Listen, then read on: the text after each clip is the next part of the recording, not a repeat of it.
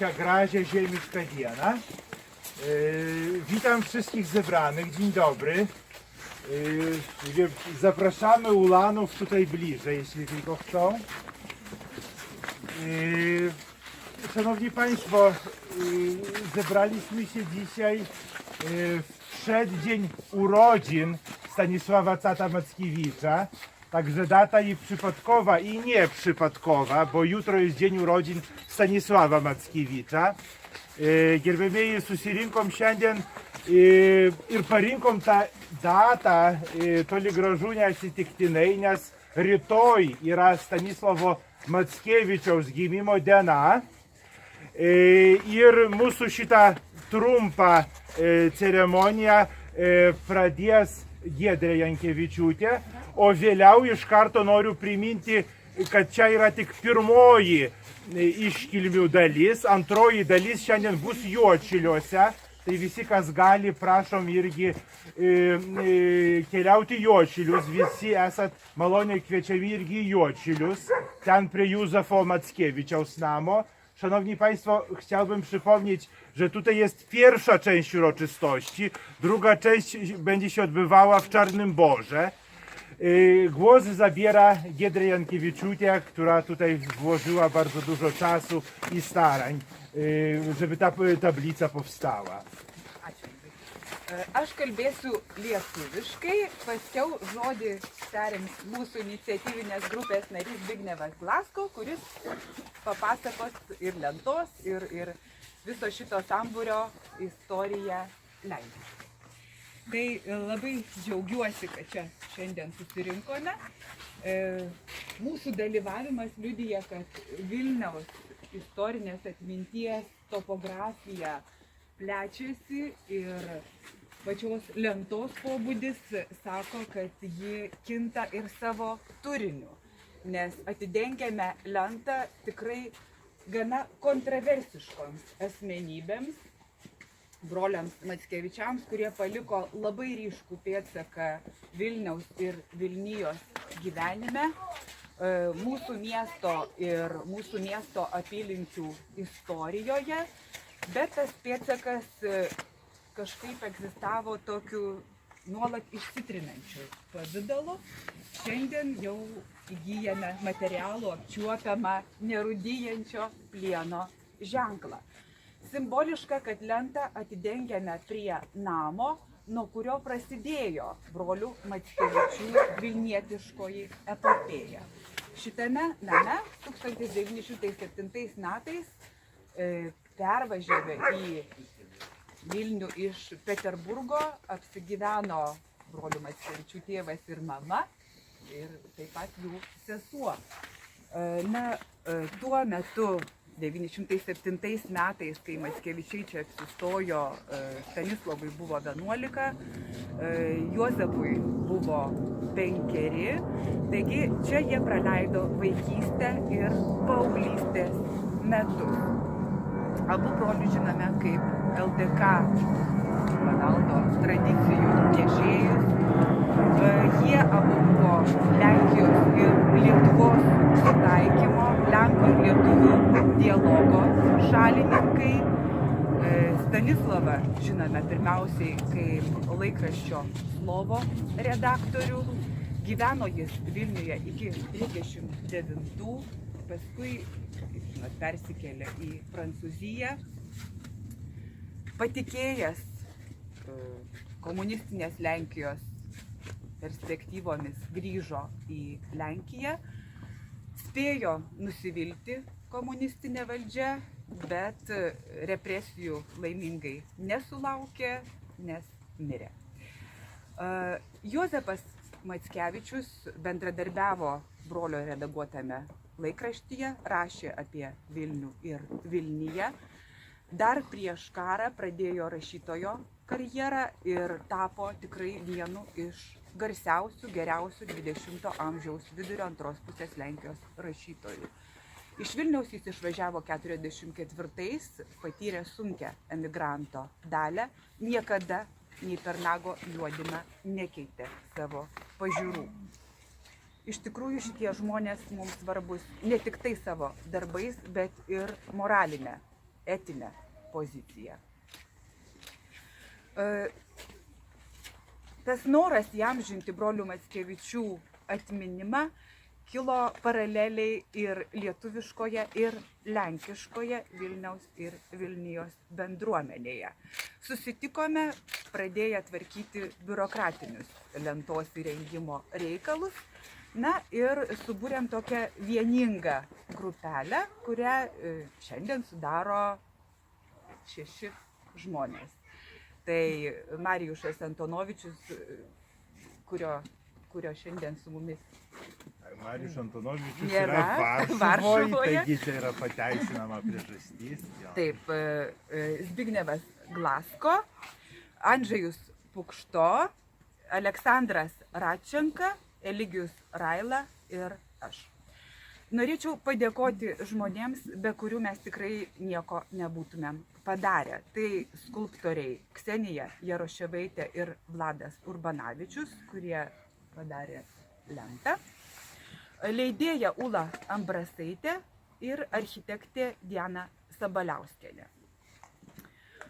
Visi šitie profesionalai dirbo pro bono publiko, tai tuo labiau mes jiems dėkingi. Na ir žinoma, turim paminėti lentos pagaminimo, namo sienos remonto ir lentos įrengimo sponsorius, mecenatus. Tai yra bendrovė Ventus Nafta. Labai ačiū jiems. Bo tak spontanicznie myśmy się tu wszystkich zapraszali. Do końca jeszcze we wrześniu nie wiedzieliśmy, kiedy będzie ta data. Także jeszcze nawet przed 2 tygodniami do końca jeszcze było pewne takie momenty, nie były do końca jasne. I bardzo cieszymy się, że tak liczne grono tu się zebrało. Bardzo się cieszymy, że z nami jest ambasador Rzeczpospolitej Polskiej na Litwie, pani Urszula Doroszewska. Sejm Republiki Litewskiej dzisiaj prezentuje Mikolas Majauskas. Instytut Polski w Wilnie dzisiaj jest w osobie wicedyrektora Pawła Krupki.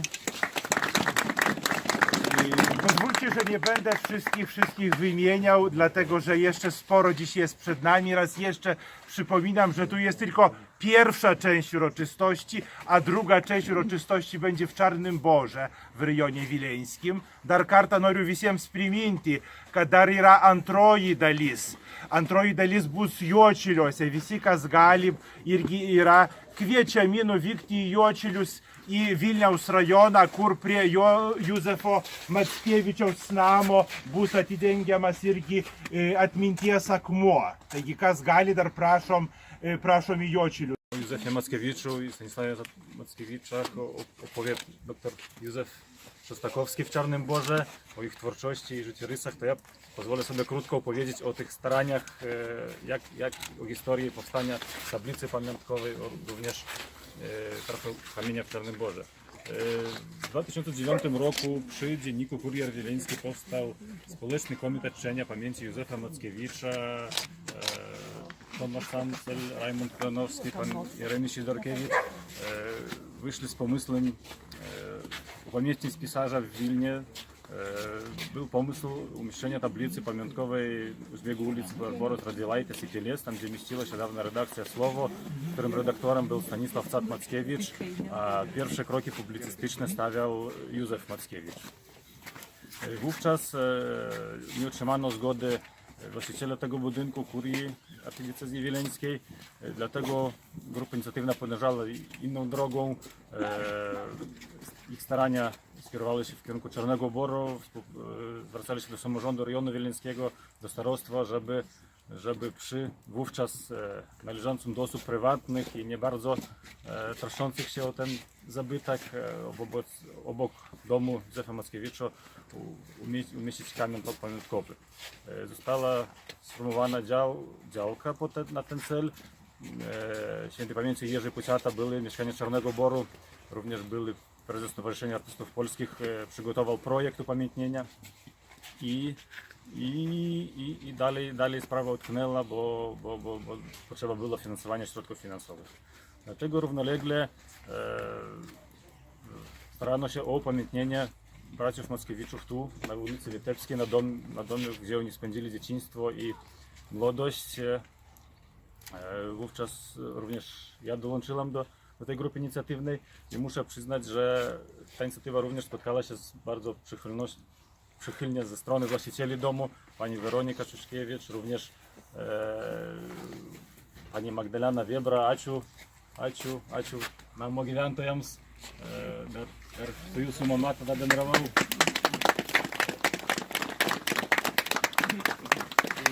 Mieszkańcy domu wiedzieli o tym, że tutaj mieszkali pisarze i zgodzili się na to, żeby tutaj zostali pisarze upamiętnieni. Ale tak jak wspomniała pani Giedrė, niestety te pozwolenia, zezwolenia i ten cały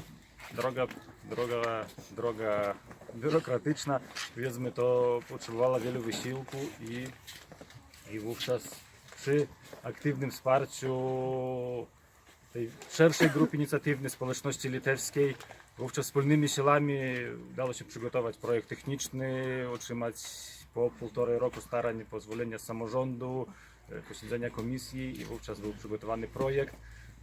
Dziękuję dla pana Michała Rudnickiego za sfinansowanie tych kosztów remontu ściany oraz produkowania tej tablicy pamiątkowej. O ich twórczości, o tych ideach, które propagowali, tu w Wilnie żyje i nadal rozprzestrzenia się szerzej. Dlatego o tym również świadczy te liczne grono osób tutaj zebranych. Dziękuję wszystkim. Lietuvos rašytojų sąjungos pirmininkas Antanas Jonynas. Labą dieną. Aš gal ne tik tai kaip rašytojų sąjungos pirmininkas džiaugiuosi šituo lenta, šituo paminėjimu, tai kaip Vilnietis, kuris visą gyvenimą Vilniuje pragyvenęs. Iš tikrųjų, Vilnius tai yra autorius, aš kalbu apie Józefą Mackevičių ir apie Mackevičių katą, tai yra autoriai, kurie tikrai labai svarbus yra ne tik Lenkijai, bet ir Vilniui. Būtent Vilniui. Tai yra, iš tikrųjų, tai yra Józefas Mackevičius, tarkime, ir jo brolis nebuvo tokie rašytojai, tokie autoriai, kurie kalbėtų tai, kas kažkam tai yra malonu. Iš tikrųjų, jų kalbėjimuose visada yra būtent kažkokia tai ta moralinė dimensija, kuri peržengia ir tautinę, ir kažkokią politinę dimensiją. Ir tai perskaitysiu aš tokį trumpą fragmentėlį, kur kalba Józefas Mackevičius. Likau visai vienas ir esant tokiai situacijai nusprendžiau pradėti kovą už savo politinius idealus toje rytų Europos dalyje, kur buvo mano mylima tėvynė. Ta tėvynė kažkada vadinosi Didžiąja Lietuvos kunigaikštystė. Jos ribos buvo nuo jūros iki jūros, susieta bendradarbiavimu su Lenkija dėl politinės pusiausvyros. Vidurinėje savo dalyje engiama šių laikų Lenkijos. Vakarinėje dalyje brutaliai sutrypta šių laikų Lietuvos. Rytinėje dalyje išdeginta raudona bolševizmo geležimi. Nei viena pusė turbūt nenorėtų išklausiusi tai, kas apie juos pasakyta, pagerbti tą autorių. Tačiau, kai pasižiūri į visą visumą, iš tikrųjų tai yra tikrai didelės pagarbos vertas požiūris, tai iš tikrųjų tai yra peržengiantis tuos kažkokius tautinius mūsų ribotumus. Ir tuo mums yra iš tikrųjų labai svarbus Józefas Mackevičius ir labai dėkingi esame šitos lentos iniciatoriams. Ir dar viena tokia Józefo Mackevičiaus, dar viena tokia frazė, kur būtent, kaip jis yra pasakęs, brandžios tautos visuomenė turi būti kaip plačiai skleista vėduoklė. Taip, dėl to nekyla jokių abejonių. Aš dar pridurčiau, kad kuo plačiau virš 180 laipsnių atsiveria ši vėduoklė, tuo labiau tai liudija apie visuomenės brandą, dinamiką, taigi ir minties turtingumą. O stipriai sugniaužtas kumštis palieka veikiau trumpos lazdos įspūdį. Iš tikrųjų, tai Józefas Mackevičius ir jo brolis Mackevičius Catas kažkokią keletų laipsnių praplečia mūsų regėjimą. Ir tai tvirtina mūsų brandą. Dėkojame. Oczywiście, że to jest wielki trud tłumaczyć takie skomplikowane teksty i dzisiaj z nami jest tłumacz książki Drogi donikąd Leonarda Zwilkas. I poprosimy właśnie też również... Tak, to była pierwsza książka. Na fakt, że tutaj na Litwie książki Józefa Mackiewicza w niektórych księgarniach są sprzedawane w dziale literatury pięknej, a w niektórych w dziale historii. Noriu atkreipt dėmesį į įdomų faktą, kad Józefo Mackevičiaus knygų vertimai Lietuvoje kai kuriuose knygynuose parduodami grožinės literatūros skyriuje, o kai kuriuose istorijos skyriuose. I rzeczywiście równie dobrze pasują zarówno do jednego działu, jak i tego drugiego, dlatego że to jest zarówno literatura z najwyższej półki, jak i bardzo dokładny opis historyczny tego, co się tutaj działo w najbardziej dramatycznych momentach. Starej, dawnej Litwy, starolitwinów, ta tablica powstała. Jaugome į šią žemę kaip ąžuolas dievaitis, taip pavadino Józefas Mackevičius vieną savo reportažą skirtą lietuvių lenkų santykiams. Ir noriu padėkoti visiems iniciatoriams, kurių dėka turime šią lentą šiems dviems iškiliems senalietuviams.